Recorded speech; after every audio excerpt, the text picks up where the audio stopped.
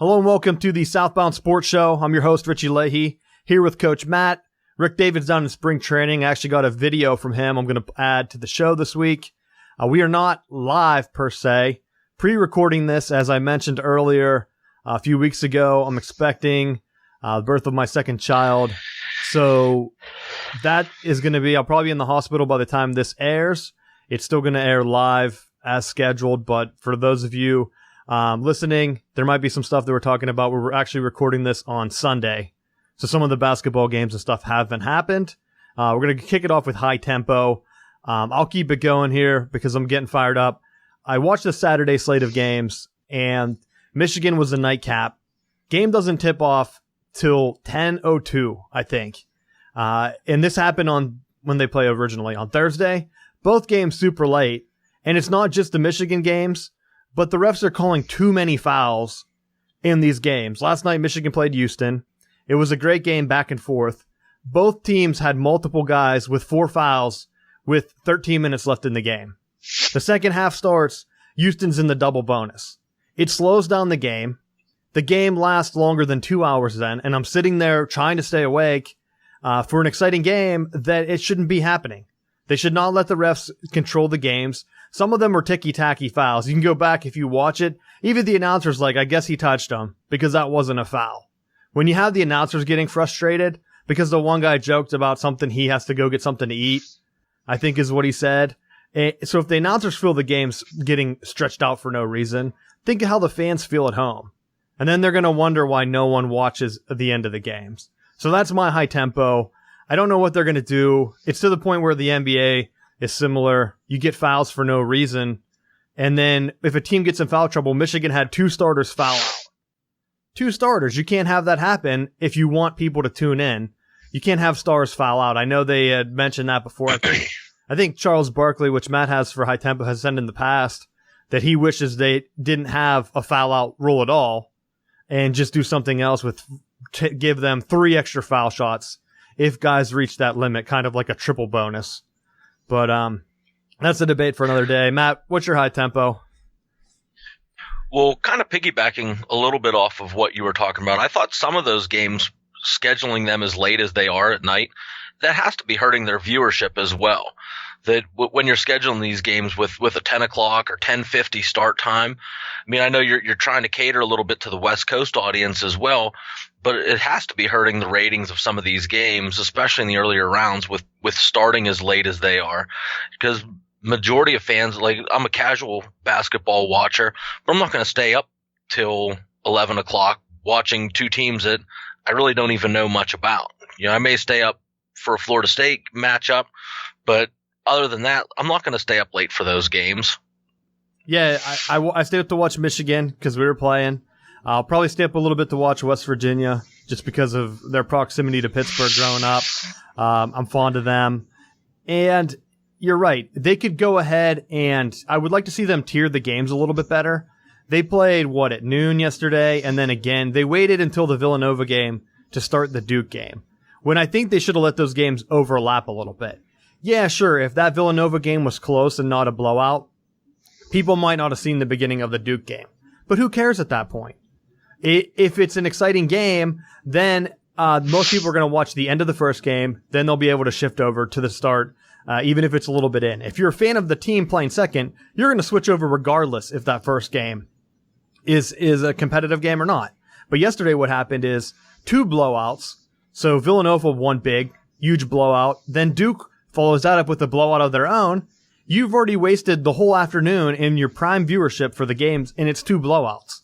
So I would say that I'd be surprised if viewership, just because of that, your most competitive games were really late at night because you wanted to promote your big top seeds, which I understand, but just overlap those games a little bit. And instead of starting at 10:02, which I know it was originally slated to start at 9:40, which it never starts on time because it was originally pushed back to 9:55, and then it was pushed back to 10:02. So I think that was the official tip time because I was watching it. That's the game I wanted to make sure I saw the whole game.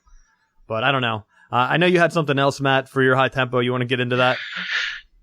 Yeah, I usually listening to Charles Barkley, I kind of just drone him out as background noise, but he actually brought up a topic that we've discussed here at several different points, and part of it was the argument of whether these college players should be getting paid, and kind of weighed in on it in a way that I thought was a little bit thought-provoking. The way he described it was, as you start to consider payment for players, considering the different ways that you can go about doing it, there's no one true way that anyone's going to be satisfied in it. Because if you're doing it based off of jersey sales or likenesses, a basketball team that has fewer players and they may sell more jerseys as compared to, like, say, a football program that a quarterback, running back, linebacker is going to have a lot of sales, but not many people are going to buy maybe the punter or kicker's jersey. So then are those people going to be penalized for being a specialist compared to the star players? Also, another point that he made that was interesting was looking at, if you're going to pay the men's sports, then following Title IX, you're going to pay the women's sports. And so there's going to be the equal compensation for that. And then taking it a step further, looking at programs like football that produce a lot of money for programs compared to like a tennis or a volleyball that's going to be taking more money from a university and not really providing a lot of income. How are those programs going to receive payment as well? Are you only going to pay select programs? There's so many different things with it that I have to agree with Barkley, that I really don't think that there's a way that NCAA can work that out where people are going to be satisfied with the payment of players. And I think it's just going to continue to be receive your free education until you go pro. Yeah, I agree. And I can even take it a step further. Whenever you get these guys, like you said, the lower guys that are playing these other sports, maybe they play a position that's not as profiled, what you're going to get in the age of social media is you're going to get some of these guys acting outrageous to try to get like people to notice them. And I don't want to say notoriety, which is the original word I was going to say, but they're going to try to do that. If you look back this past fall, the UCF kicker that was doing like all kind of trick shot stuff on YouTube, that's the kind of guy that people will eventually, they'll buy his jersey just because, hey, he's not just a kicker, he's also an internet celeb. And then other players across the country are going to see, okay, here's a crazy guy. Here, let's do this. Here's a video of us jumping off a roof. Hey, you're going to get all kind of crazy jackass stuff just because players are like, I need to get my name out there because I get a sale or I get a cut of all the jersey sales I do. So if you do something like that, it's not going to work. Because schools are never, ever going to let that happen, because only a very small amount of players get noticed for playing high profile positions. The rest of these guys, they become local legends maybe because, okay, I knocked the helmet off. Think of that Clowney hit on the Michigan guy. You crushed his helmet off. How many other guys are going to try to do that just to get their name out there? Oh, who cares if I get called for a penalty? If I make a bone crushing hit, I might sell some jerseys. And that's what they're going to have to do. So they would have to do a complete straight, okay, everyone gets this amount of money, and it's not going to take away bagmen, because high profile athletes are still going to want to sign whoever's giving them money. So it's not going to solve the issue at all. You have to kind of do some type of capitalism deal where the best players make the most money. That's not going to fly against other sports. And then you're going to have unintended consequences on my take too. You have anything else to add? I think you hit the nail on the head with it, because regardless of how you look at it, you're going to create a system of haves and have-nots. And when you look at some of the cost of attending some of these more prestigious universities, it is a benefit just to receive that education for free, where most people don't have that opportunity because they can't afford it. Yeah, and people complain about, let's be honest, people complain about the Dukes now. Duke, Ohio State, Michigan, schools like that, the ones that have the most revenue.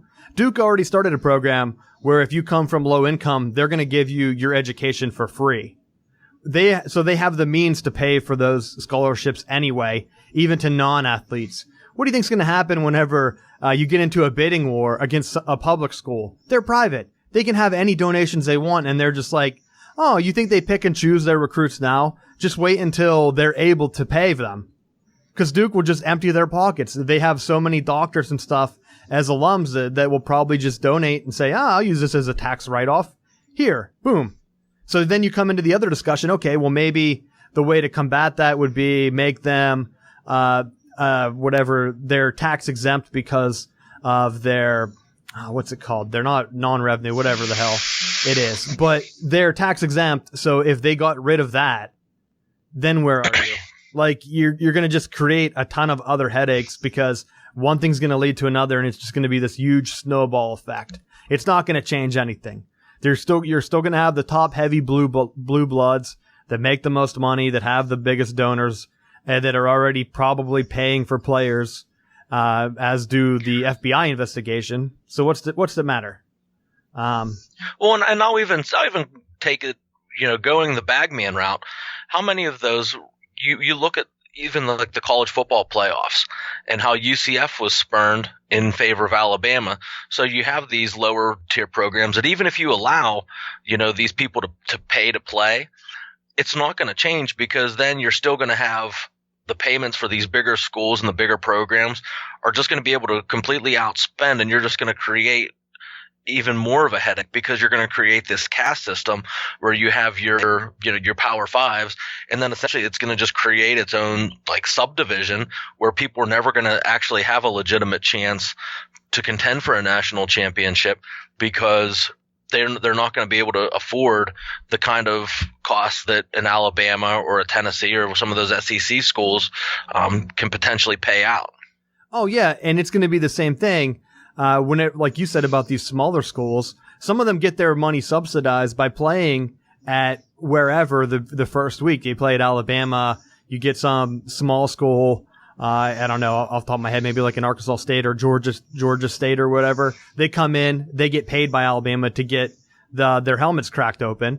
But whatever you need to collect money, they're going to not schedule those guys anymore. And they're going to take the risk of, okay, well, who's going to sell tickets, because we need to make up some of this revenue at the gate. People aren't showing up for these early season games. So you're going to see more of Michigan, Notre Dame opening weekend, followed by Notre Dame going to like wherever, or Michigan going and playing another non-conference. Like I think the one year Michigan has Notre Dame and then Virginia Tech or something. And then they have the Big Ten schedule. So they're not going to play these small schools because, we'll do a home and home. We'll switch between another big school, Oklahoma, I think's on the docket, Texas. We'll sell tickets. That game will be a complete sellout like all our Big Ten games. But what happens to the Western Michigans or the Central Michigans, the Eastern Michigans that rely on that gate to get that? If they're not going to get these games because Michigan goes in a different direction or Tennessee goes in a different direction, Alabama, the ones that have these 100,000 plus stadiums, it's going to be a complete reversal of the system. And you're right. They won't be part of the system anymore, because then you'll look and say, all right, well, Western Michigan went undefeated, but they didn't play any Power 5 schools. And then they'll come out and say, well, no one will schedule us. And they're like, yeah, because you don't bring in any fans, and you're back to square one. It will be even worse than what it is right now, because at least now some schools are scheduling these teams as an early win, kind of a warm-up game. But if you're paying, that will go out the window, because you can't have, Tennessee had attendance problems this year. That can't happen if you're paying players. So they have to bring in the big dogs, and if they're losing, coaches will be fired even faster. It's going to be worse. But I don't want to get on that too long. So that's it for High Tempo. I do want to add in, so Rick is at spring training, so I'm going to go ahead and let you hear his thoughts right now on that, kind of a separate High Tempo, before we get into the Steel City update. Hello, everyone. I'm here in Arizona, outside what would be the Peoria complex. So, going to go watch Seattle versus the Indians later here today. So, got to see some spring training action. Bartolo Colon looks awful. I think his career is now officially over. It looked like home run derby. Anything that was in the strike zone, it ended up outside the ballpark. So, I mean, that's one thing I will say. Mostly watch some minor league games of some future stars. Bubba Thompson, number one pick for the Rangers last year, looks like the legit deal that he'll be a future star. So hopefully the Seattle, I'm going to try to catch one of their minor league games today too against the Brewers, see what they got in the store. So got to see some other minor league games. Royals said to have one of the worst minor leagues. I saw a couple half decent players there. Not a lot, but some. But we'll say that.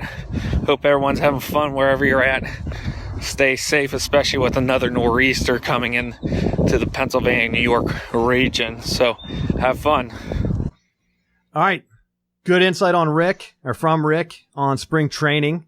I don't really have too much for the Pirates on the Steel City update now. Just use spring training as our Pirates detail. They've been winning some games, like I said last week, but until we get into the start of the season, not really sure how the season's going to go.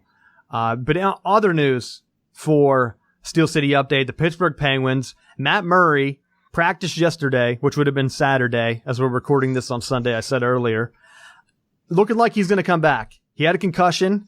He's been out for a while. No one's known if he's going to come back in yet or not. I've always felt they were holding him out probably to stretch it out. He'll get a few games in before I think the last week of the season is the first week or two of April. So he'll have 2 or 3 weeks to get ready, get up to game speed before they really get into the playoffs. I think they need him for the playoffs run. What do you think, Matt? Absolutely. I think that he is a key piece. I know the backup right now that they have has been playing well, but the one thing with the NHL playoffs that really has benefited Pittsburgh in the last couple of years is having that combination of Fleury and Murray in the past, where if one goalie was having an off game or two, they could bench him, they could rotate, they could give players rest as need be, and it wasn't quite as grinding. I think that's been one of the things that's really helped them in the series with the Rangers, because it seemed like over the course of those series, Lundqvist ends up where one of those quists, whatever the goalie is for the Rangers, ends up wearing down towards the end of the series, and they start pulling away. I think that's been something that's helped Pittsburgh, and if they can continue doing that, then they're going to be successful in the playoffs again. Yeah, I agree, and it's great that they're getting some other goalies here with playing time, able to keep up the streak. The standings right now, as it stands Sunday, they're down 2 points to the Capitals. The last 10's only been 5-4-1, so not as good as what they have been doing, but they're still looking pretty for the playoffs. Right now, I think they'd be a 5 seed. So I'm not too worried about the seeding, whatever. It could be crazy where I don't know if it could happen off the top of my head because of the playoff stuff. I get confused between sports. But it could be crazy enough where the Capitals and the Penguins end up as a 4-5 and opening series, which would be a little bit scary for me. Just if Matt Murray isn't quite back 100% yet for that. So we'll keep an eye on that. That'll be coming up as the NCAA tournament winds down. We'll be shifting into basically 85% hockey, hoping that the Penguins make another run while we still hit on the NFL and the NFL draft stuff. But speaking of the NFL, going to go ahead and get into it. I'm just going to end the Steel City update and talk NFL free agency because the Steelers are just a part of this. So I'll go ahead and switch into it. Very first news, the Steelers added John Bostic, and I'll be honest, it didn't move the needle for me. You have any thoughts on that, Matt? No, I mean, he's a journeyman player, and I think with that signing, it basically means that they're probably not going to spend the money on Lawrence Timmons. They'll probably look to address linebacker in the draft, bring in some younger talent.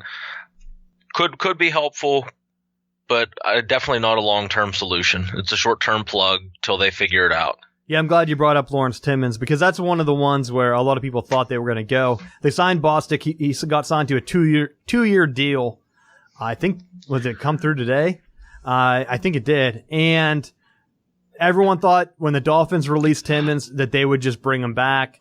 Maybe get some of that depth, someone that already knows the system. I think with the cap room, they could technically do that, but they've been cutting a ton of cap room. They're one of the only teams that has been doing that. They made a bunch of room. If you remember Antonio Brown, he restructured his contract to get some room, and they're not really doing much. So they must be very high on this draft. And remember, whenever you make it so far in the playoffs, you're drafting really late in the first round. So you're hoping to get some of those high value. If you think of what the New England Patriots do, they try to trade back, and get as many value picks as possible in those third, fourth rounds where you can sign a guy for cheap. And if the Steelers do that, they're going to have cap room, which possibly maybe someone that doesn't make it through the mandatory or non-mandatory, whatever they call them, training camp days. Maybe they can pick up some other names right before the season. Maybe that's their line of thinking. But they can't be thinking that Shazier's coming back this year. That's outrageously crazy. So I'm just hoping to see a little bit more. They didn't really make a push. One team that did make a push, though, that I wanted to talk about and get your thoughts, Matt, are the New York Jets. The Jets, they traded up for the number 3 pick. And they traded the Colts. They shipped their number 6 pick and 3 second rounders to the Colts. Number 1, that is way too high. The second round picks are almost like a silver. If you think of first round picks, you have a gold.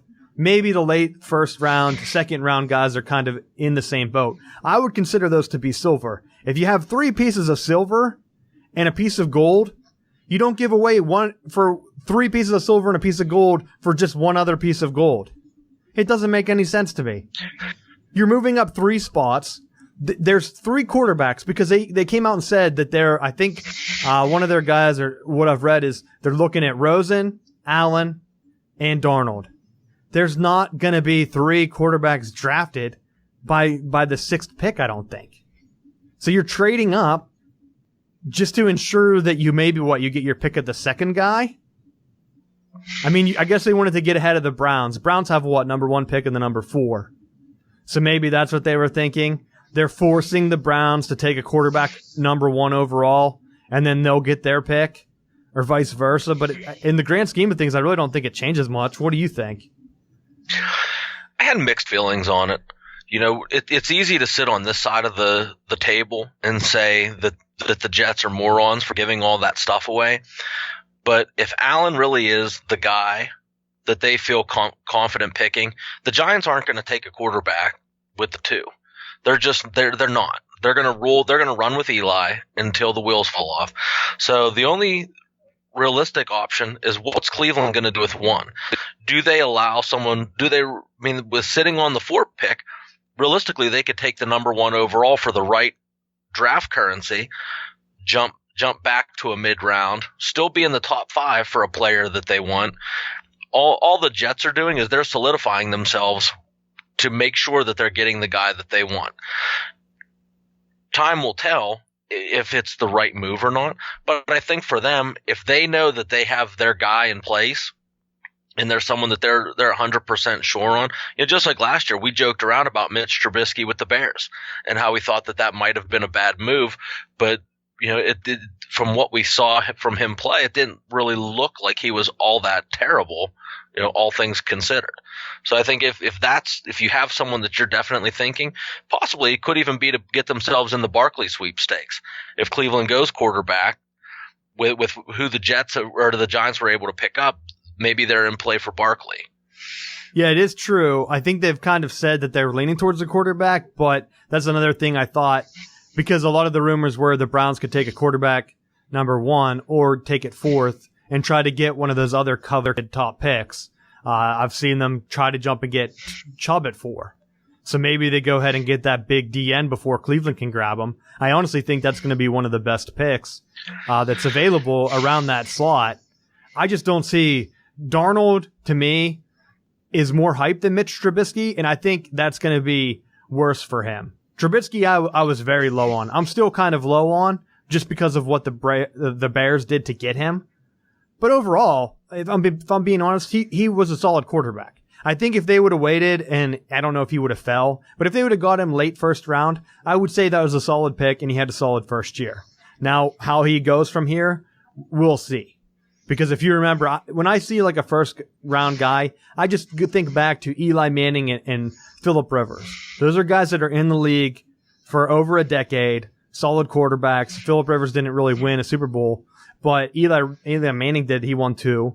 So that's what I would think. Can you get a guy that's going to win you games, play for a decade? If you're trading up all this, is this guy going to be around for years? The Jets front office, I don't know. To me, they're kind of turning into the LA Clippers. where they see what the Giants are doing, they have an identity, and it seems like the Jets reset every couple years and get a new identity. Kind of what the Clippers did. They brought in Blake Griffin, and they had this big power, high athleticism guys, and then they went ahead and got Chris Paul, and then they went to more of like a possession type ball, and then that didn't work, so they went ahead and made another move. Jets are doing the same thing. They went out and got Geno Smith, I think that was his name, from West Virginia. They're like, oh, yes, we're going to run a little hybrid spread here. Oh, yeah. And what happened? He breaks his jaw. Nothing really comes of it. Now they're like, I think we're going to get in the running back for more of a pro-style quarterback this year. So they trade up. They're like, that was a bust for us. Didn't really work out. Let's go in a different direction here. We're going to completely reset. And I just feel like they've been doing that for 10 years. I mean, Cleveland resets more often, but still the Jets are right there with them as one of the most inept front offices, I would assume. What do you think on that? As far as with the Jets, I think what you're dealing with now is the bottom of the bag finally falling out. I think they had a structure and were building something when you dealt with the Parcells regime, when he was there and he built them into a physical running offense, pro style, physical defense, and it carried over to where Rex Ryan had them and was still running, ground and pound. And I think with the transition from when he left or when he was fired to go to Buffalo, you finally saw some of those other pieces that were on those winning teams for the Jets starting to age out. And then the guys that they were bringing in to replace him weren't at that level. And so now I think from a ownership standpoint, looking at the Jets, you almost have to think, what do we have to build around? They don't have a quarterback. Their running back situation's aging. They let go of wide receivers. Their defense is horrific. I mean, you would think that they would almost be in a better position to keep as many assets as they have instead of trying to jump up. So to make that kind of move, knowing that you don't have a lot of pieces, you better be damn sure that what you're signing and what you're going to draft is going to bring you results right away, or else you're going to end up becoming one of those teams that gets caught in the cycle of every year drafting with the top 5 pick. Yeah, and that's what you're looking at. Do you want to keep doing that? Or I'm a strong proponent of drafting and trying to get where they were a few years ago. Like you said, they had a solid defense with Rex Ryan. Even before he came in, I think he walked into that situation a little bit more than he made it himself. But they were built on defense. They had who'd they bring in? The quarterback from USC. What was that guy's name? Was it Barkley? Which one of the Sanchez? Yeah, they had a lot of busts from USC. I can't really keep them straight. Well, and that's the other point too. That the hype around Darnold, I don't know why. Like unless they just keep watching Carson Palmer highlights and think that it's the same person, or that they're stuck in like the 60s and 70s when USC was a national power, and they're remembering those highlights. Like, because if you look at recent times, Matt Leinart, not productive. Barkley, not productive. Sanchez, not productive. Darnold, I mean, it's time will tell, but I would say, no, pass, because they haven't had anything to really consistently say, oh yeah, we have the potential to develop quarterback talent. Yeah, I don't know. Did they get a Wonderlic score on him? Because I don't know. That's the one. I'll see if I can find it here. But I'm thinking back, just to like the Trubisky thing you brought up earlier. Whenever I'm looking at him last year, he wasn't a winner in my book. He could make the throws. He played kind of under. I don't want to say quite a system quarterback, but he had a lot of talent around him. And instead of like trying to win games at UNC, he just seemed to do the bare minimum. Solid player. I just thought they should never have traded up to get him. He wasn't the game break quarterback that you trade up for. Even just comparing him to our Ben Roethlisberger, Ben Roethlisberger was a ton better and more dynamic in college, and he fell into the teens. And I don't know if he had bigger size, or he's obviously has better size now. But then I'm looking at Darnold, and Darnold's the opposite. He has, I don't know what his Wonderlic is, but he doesn't make the smart in-game reads. A lot of his passing power yeah, he has a great strong arm, but a lot of those deep throws are just jump balls. If you watch the film, he's throwing a jump ball to a guy on USC, and think about it. USC has a ton of athletic receivers, and the Pac-12 doesn't really play defense. So he's kind of just throwing it up against these small, undersized DBs that, I mean, what DBs from the Pac-12 usually get drafted? Maybe none. I can think of Harbaugh whenever he was at Stanford. He brought in the tall cornerbacks, Richard Sherman type guys that were wide receivers, and he converted them. He's kind of started that trend because he knew whenever you're going up USC, they're going to have guys that are bigger and faster than you. You can't have 5'8" speedy cornerbacks just losing jump balls. And to me, that's what Darnold's strength was. Look back at the Penn State game in the Rose Bowl, back and forth. Well, both of their offenses were the same thing. You chuck and pray because you got single coverage, because you can't get away from Barkley underneath for Penn State. You knew that they were going to stack the box. Your receivers would have one-on-one coverage. Just throw it up. You just teach the quarterback to throw it up to the outside. Darnold has the arm strength to get it done. That's what he does. And he makes poor reads. The one thing that really sticks out to me is still that Ohio State interception that he threw in the Rose Bowl this past year. I think it ended up being a pick six. He threw it right to the guy. No disguise. There was no disguise in that play. And if you're going to be a top 5 quarterback, you cannot throw that pick. And that's my read on him. If you want to add anything else, I'll see if I can find this score, if they have anything on him or not. Well, I just think the other thing is you would think that with the combine, that showing some of the skills of some other players, and I would be very surprised if Darnold's the first quarterback taken. I think I still stay solid with Josh Allen being the quarterback of this class, and I think that with the Jets' strategy, if they're following this, they re-signed McCown and basically said in re-signing him, you're going to be our starting quarterback going into next season.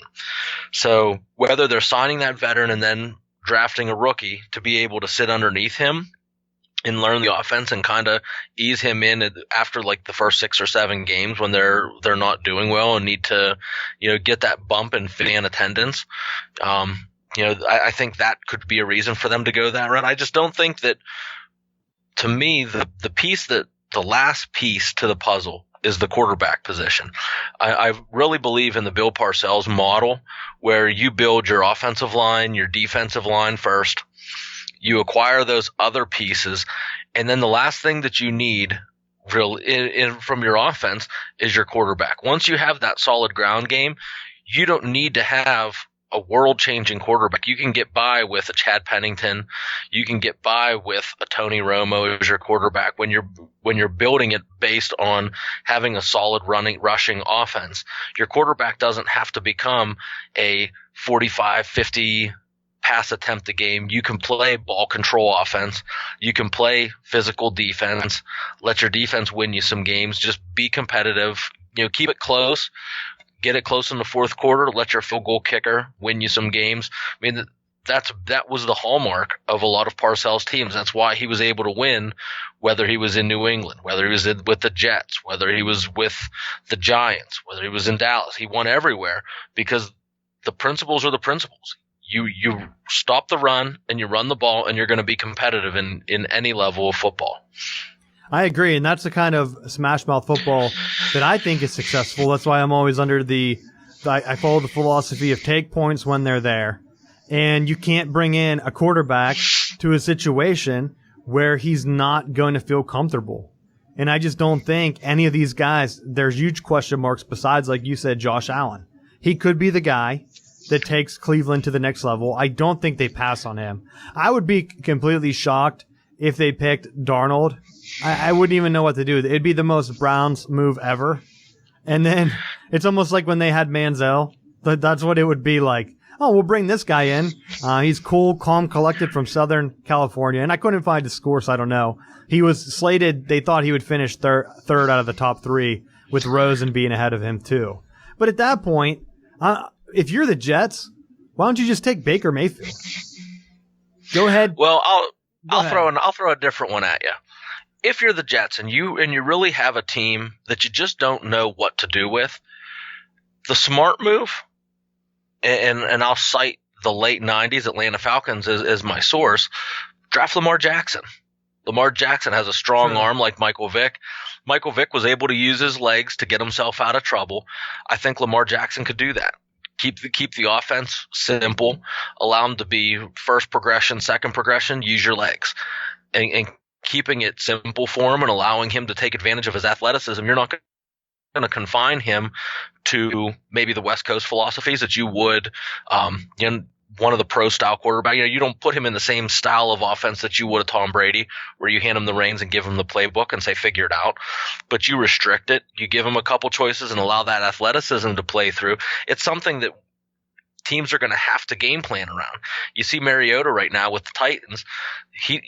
He's not setting the world on fire with his throwing ability. They run the ball, and then he'll use some of those read options and some of those just scramble drill type plays to move the chains and be efficient with the ball. It's how the Titans are slowly building themselves into a potential winner. I was kind of thinking along the same lines when I brought up Baker Mayfield, but my thought was, you're in New York, the spotlight's going to be on you. Lamar Jackson's kind of low key. Why not just bring in this brash Joe Namath type to come in, talk a bunch of shit, hit on reporters while they're there, do all kind of other stuff that Joe Namath would have done, throw flags on other teams' field, try to get his team pumped up. Like, why not? You're New York. What else could it hurt? But plus, you don't even have to trade up in that situation. Unless, like I said, they traded up here to make sure they could nab one of the top defenders here. You grab Chubb, you grab one of the other guys. I think there's a couple others that are high on the board at this spot where they think Cleveland's going to do a combo. You get a quarterback, and then you get one of the top defensive guys. I think maybe the Jets could go that route. I think either way, I think they gave up way too much for it. But then you get Baker Mayfield. I mean, look what they did with Tim Tebow. They got a lot of publicity out of it. Did he really play for them? No. But it was enough to get everyone talking about the Jets. Baker Mayfield will get his team playing hard. I mean, who wouldn't want to play hard with a teammate like that? That's going to go out on a limb, talk a bunch of trash. Like, that's what I think New York needs. They worked with Joe Namath. That's my point. I'm sticking with it. Try to get Baker Mayfield. It's not going to happen. If they drafted him third, I would just be, they would kind of be on Browns level with me until they start winning. I'd be like, why would you trade up? You didn't have to trade up for him. So, my gut feeling with all of this is that because of the injuries to Forte and they're not sure how he's going to do, I think that Cleveland goes with Allen with one because of the strong arm and Haley's offense. I think they jump ahead of Cleveland for the 3 pick because they knew that if they fall back or that they stay put, Cleveland can take Allen. The Giants draft a defender. Cleveland gets back in and is in the sweepstakes for Barkley. They're able to have the quarterback running back the younger version of Roethlisberger and Bell with that same style offense that you definitely, if you want Barkley, then you're going to have to jump ahead, and maybe that's what they threw at, thinking that that's going to be the case. I think Barkley has the potential to be a good running back, but if recent NFL history is anything to prove, you don't need to throw that kind of currency for a running back. I think the defensive players sometimes garner, even though they don't get as much hype value, they're worth moving up for. Yeah, I agree. It's kind of a risk to take a running back that high for that much, and you really don't know. Could he be the next Ezekiel Elliott type, where he has a great rookie season and has an impact immediately, turning the team around? Possibly. No. He could be that guy because he can catch the ball out of the backfield, though. And that's where his strength is. Go ahead. Where they give Elliott he gets a lot of praise. Me and you could have ran behind that Dallas Cowboys offensive line his rookie year and maybe got 500 yards. Yeah, but I look whenever he was out this year, though, too. When he was out, they were a different team. So, and I saw him, I might be slightly biased because I did see him live play in one of the Michigan-Ohio State rivalry games where he was basically the guy that swung the game. They rode him, and he was able to get yards after contact, and he was hitting holes that weren't there and all kinds of stuff. So maybe I saw it live. And I knew whenever he gets to college or when he gets to the NFL, he's doing the same thing. I just know that maybe he has that little bit extra. Barkley has a little bit different style. He can't do that. He can't make the next hit. There's been times where he's been bottled up. Whenever he got blown out at Michigan 2 years ago, they bottled him up. When you bottle him up, he doesn't do much because you take away the whole thing. And what I mean by that is, in the NFL, it's probably going to happen. He's going to be bottled up because in college, he was able to get out on the edge on a lot of teams. Barkley in space, unbelievable. But whenever they're able to contain him, which you saw some of the faster teams do, the Michigans, the Ohio States, even USC let him get wild, which was unbelievable to me because all they had to do was put a spy on him. If Ohio State has the athletes, USC should have the athletes to do the same exact thing. Wisconsin even shut him down for a good bit of the first game, the Rose Bowl championship game last year. So Ezekiel Elliott, if you bottle him in, he has enough power and size where I think Barkley just a little bit, he has great strength. Everyone's seen the weight room tapes, but he just doesn't have the actual size. Can he take a beating? How many small running backs have failed? You almost have to be Darren Sproles type where you're avoiding hits. And he doesn't do that. So I think it's just way too risky at this point. I mean, because one of the things, too, is when I said about the defensive guys, I was thinking Fitzpatrick, the DB from Alabama. You don't have to go with the DE route. There's a couple other cornerbacks, Denzel Ward from Ohio State. Get some big guys that can help you. They went that route. They have some hybrid cornerback safeties like Jabril Peppers. They lost Hayden. So get some other talented guys. I would say go for the pass rush though, because I still think that Chubb, who's there? Absolutely. Who's the other DN? The guy from Texas A&M off the top of my head now. I just went blank. But you get those two guys out on the edge, it's going to be unbelievable. So maybe the Jets are trying to stop that, but I don't know. If they really take Rosen or whoever, if the Browns take Darnold over number one, like some people are projecting, I just don't know what I'll do. I'll just laugh, I guess. Just laugh, because it would be a total Cleveland move. Because here's the mock draft, because I'm just looking at top boards. Someone has Darnold going first to the Browns, Rosen going to the Jets, and then Josh Allen falling to the Broncos. If that happened, the Broncos would easily be lucking into another Super Bowl run. Because they're going to get the best quarterback. It just doesn't make any sense. Like, if that's the kind of front office moves, that John Elway would just be sitting there. He would probably pop open 5 bottles of champagne and just do a shower there. You wouldn't see it on TV, but he would have to be that excited. Because I would be, if I was a Broncos fan, if Josh Allen fell that far. But I don't know. You have anything else? I'm looking through the free agency report. There's some interesting guys out there. I wanted to just bring it up. Eric Reed came out and said that he didn't think people were touching him in free agency because he knelt during the protests. Hey, buddy, maybe it's due to you having concussion concerns, torn biceps, and PCL sprains. Like, you're always injured. Like, it's just not worth it at this point. Don't try to make it something else because no one wants you. Terrell Pryor, he's out there. Interesting. I don't think the Steelers have room for him, but I would think it's funny if he would go back to the Browns because you have it's kind of like a crew. They're just like, get us the most athletic guys out there. It reminds me of like a high school team, like a high school, like a prep school where they can kind of pick and choose kids in their area. They're just like, get us the most athletes and we'll win a state champ. That's kind of what the Browns are looking like. Unless they go ahead and make that Sam Darnold move. Could you imagine if somehow they had like the most athletic, fearsome defense and Sam Darnold's just a turnover machine out there? Not making reads. It would be the most Browns-esque thing ever. So, I don't know, something to keep an eye on. Some of these other ones, I'm not really any big names. One of the ones, Navarre Bowman. He was great at Penn State.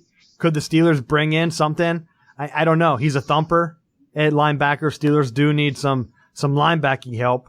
He was a game breaker when he was in, had some injuries and stuff. So I don't know about that, but that's just a local Penn State name I just wanted to throw out there. But anything else you want to add? I saw some videos.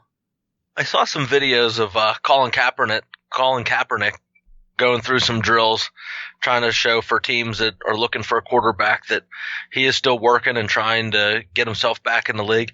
I really just think at this point he needs to just decide what he's going to do. Is he an activist? Is he a player? What route's he going? Because on one hand, he's saying he wanted to be part of the ownership group with Diddy that's trying to purchase Carolina.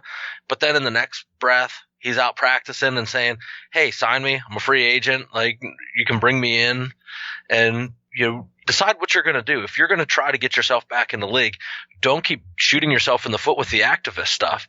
If you're serious about becoming an activist, drop the football stuff and focus solely on trying to improve, the causes for that you're protesting for.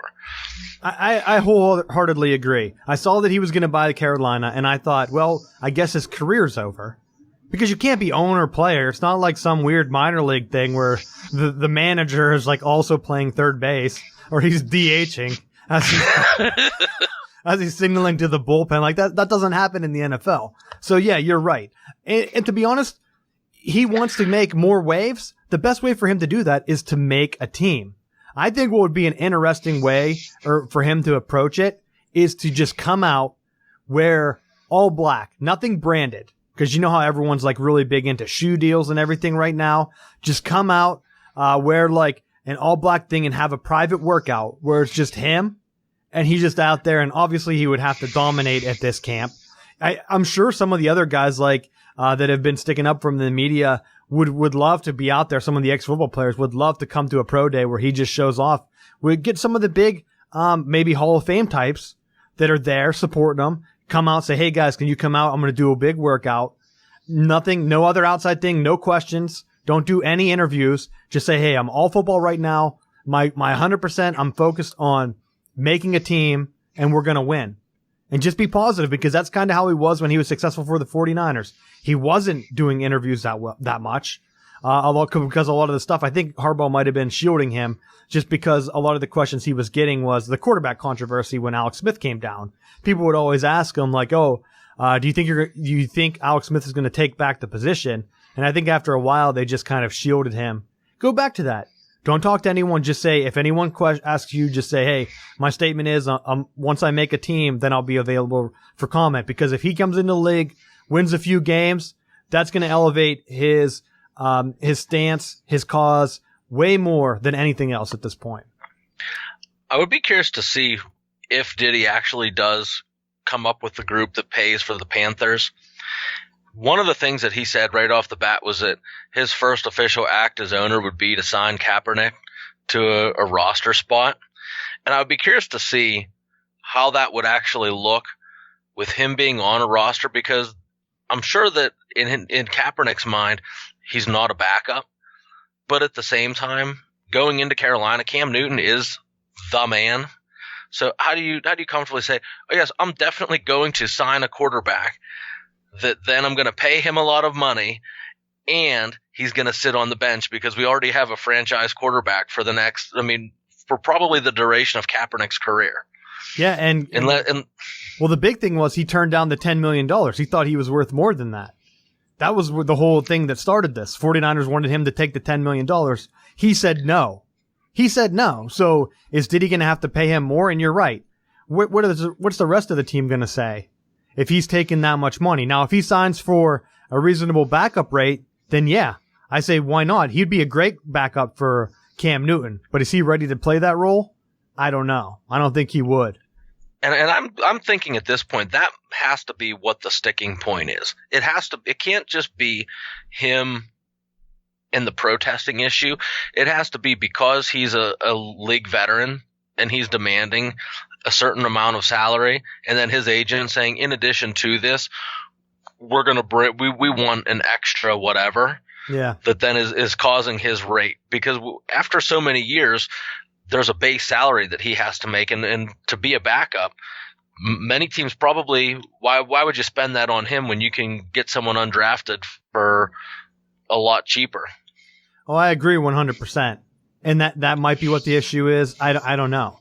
At this point, though, it's not going to change for him unless, he makes some moves.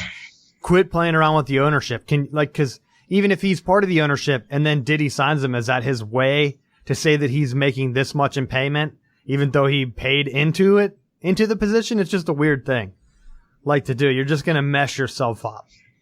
But it's kind of like, I thought of an example. Oh, it was when Garnett went to the Timberwolves. I think they signed him back or whenever they were talking about that. And they were like, we're going to bring you back. You're not going to make that much money, but you can retire with us and then you can be part of the ownership. I don't know if that actually happened, but I remember that being a discussion where they were like, let's bring Garnett back to Minnesota. He can kind of get in on the ownership. That way we can get a big name while we're bringing in all these rookies, which the rookies have paid off for them. I think they're pretty decent. But I don't know. I just don't know if it will work in the NFL because the NBA, that might have worked because there's only 5 guys that play at a time. In the NFL, you're going to waste a lot. There's a lot of roster spots to be wasting $10+ million on a backup quarterback. Anything else you want to add? Think you pretty much hit the nail on the head with that. All right, going to go ahead and switch to the NCAA tournament. Great week of games. Great weekend. I guess a week and a half. We covered, or no, I guess it was the conference tournaments last week. Again, we're doing this on Sunday, so all the games haven't been played yet. I went negative early because just the reffing, I didn't want to harp on it too much here because there's been actually some great games. The big one, Virginia, number 1. I think they were the number 1 overall seed, ranked number 1 in the country, gets their ass beat. A lot of people are saying like, oh, they fell apart at the end. A 20-point loss is not falling apart at the end. Falling apart at the end would have been how the Michigan game ended, where Houston comes down, they miss 2 free throws to ice the game, and then they give up a game-winning 3. That's falling apart at the end. Being down 20 points, and while they're just embarrassing them. I watched that Virginia game, and I'll be honest, living here in ACC country, I have a lot of good teams to watch. Duke, UNC, even NC State this year. I didn't watch much of Virginia. But if that was their offense, awful. No wonder their games are always 30 points, 35 to 34, like 40-point games, because they had no offense. Their guy would dribble down, they'd make one pass, he'd jack up a 3. And of course he would brick it because there's 2 guys on him. They weren't moving the ball at all. When UMBC, and nothing against them, these aren't highly ranked players. That's why no 16 seed has never beat a number 1 seed. They came out, they moved the ball. They passed the game. I liken it to hockey. Whenever you have an attack and you're able to move the puck freely without turning it over, you're going to have a better chance to score because the defense is going to tire out going back and forth. The goalie shifting back and forth. It wears on you throughout the game. That's what they did. The game might have been close, but the second half, Virginia couldn't close out. They had guys that were just beating them one-on-one. And Virginia did have their 6th man of the year, which his highlights were all him cutting to the hoop. So maybe he was more important to their offense than what they let on. But come on, you have to have one guy. You're the number 1 team in the country. You can't have one guy that can drive to the hoop. The whole game, they just shot 3s in the second half and missed them. So that was a big game. I'm glad UMBC, if you want to see some funny stuff, follow their Twitter because they were calling out all kind of guys. Who's the guy? Seth Davis. He does the hoops on CBS. 1 minute into the game, he tweeted game over Virginia or something like that. It's like, come on. You got to give the guy some credit. But I loved it. I loved watching it. And just a public service announcement. Little Caesars announced before the game that if a 16 seed beat a 1 seed, I don't know if you saw this, Matt, they're giving away free pizza. And it happened. So I'm going to read it to you right now, just so if you're listening, make sure you go. It said, because crazy happened with a 16 seed beating a 1, everyone in America gets a free Little Caesars lunch combo Monday, April 2nd. It's going to take place between 11:30 a.m. to 1 p.m. only. So make sure you get there. Free pizza, because if a business is going to go ahead, and I haven't seen this really be put out there, probably because it should be good publicity for them. But crazy happened. They put it out there. They're sticking behind their word. So I thought that was cool. Something cool to do. A lot of companies say like, oh, we'll give away a free car if you make all your picks perfect, which has never happened ever. And then they're all high-fiving each other like, ha ha ha, we don't have to give away that free car. So Little Caesars took it a little bit easier, and we got that deal done. Did you see that? You have any thoughts on that game? I did not see that, but I wasn't surprised by it, to be honest. I thought I didn't think that they were going to be upset, but I didn't think that Virginia was going to last very long post that round. Yeah. So just because they're one of those teams that they played well through the regular season part of it, but brand wise, what's special about Virginia? There was nothing that really stood out to me through the regular season other than the fact that they were winning their games. They won in a tough basketball conference like the ACC. They handled their own, but I think how much of that was just their luck just finally ran out. You can only ride so much lightning, and I think that it fizzled out come tournament time. Well, they're built like the Wisconsin teams from a few years ago when they had Bo Ryan. They're built on defense.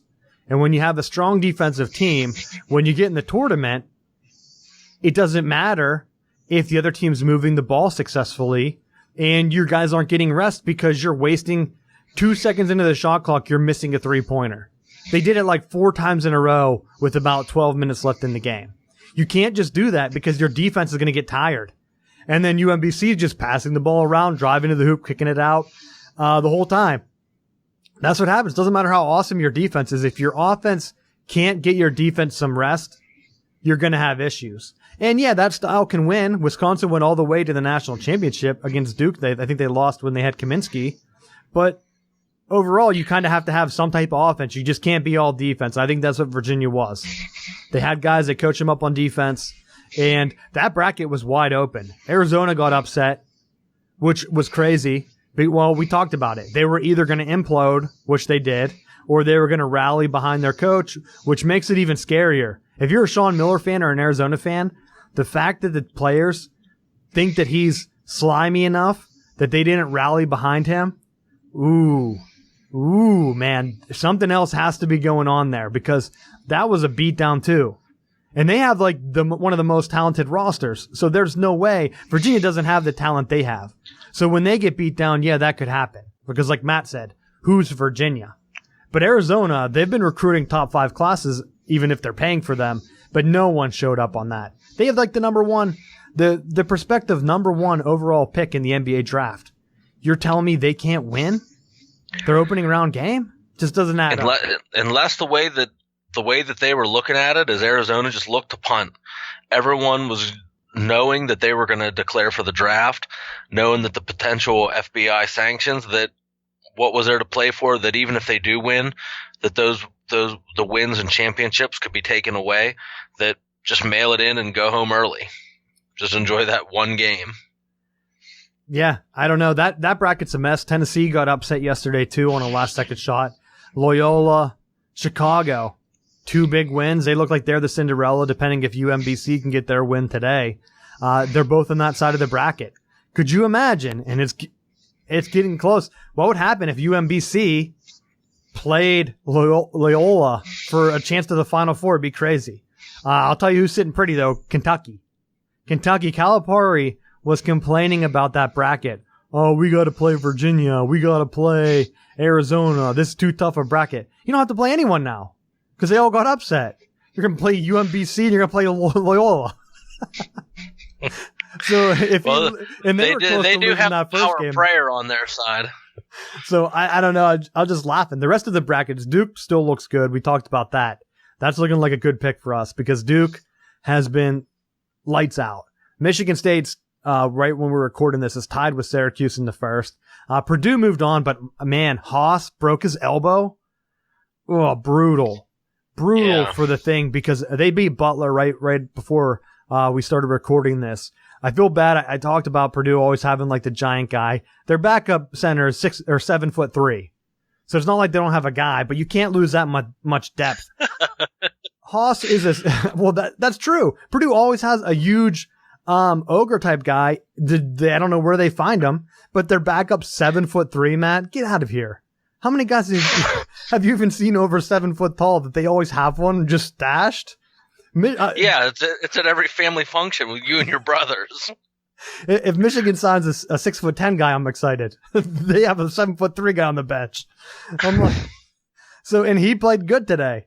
I think he was player of the game. If I remember, they interviewed him after. So yeah, I just feel bad for Haas. I think he's a senior, And he's meant a lot to Purdue. I know I was hard on him after Michigan beat him, but sad to see him go down. The Big Ten has guaranteed themselves a winning record. I think the ACC has to win a couple more. Florida State looked good.